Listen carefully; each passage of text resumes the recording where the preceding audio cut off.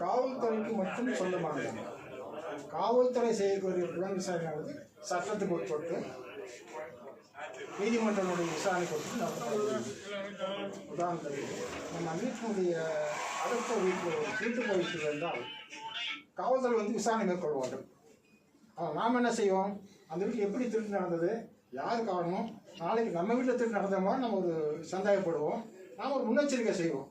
அப்போ புலன் விசாரணைங்கிற பேரை மாற்றிட்டு என்ன நடந்தது அப்படி செய்யக்கூடிய ஆய்வு தான் புலன் விசாரணை. அப்போ அது ஏற்கனவே நண்பர் சொன்னது போல் ஒவ்வொரு நபரும் ஒவ்வொரு குடும்பத்தினரும் புலன் விசாரணை செய்து கொண்டு தான் இருக்கிறார்கள். அது மாற்றுறது அது இதுதான் இயற்கையானது. சார் உங்களுக்கு எந்த அளவுக்கு பயன்படும் தெரியல. நீங்கள் கீழே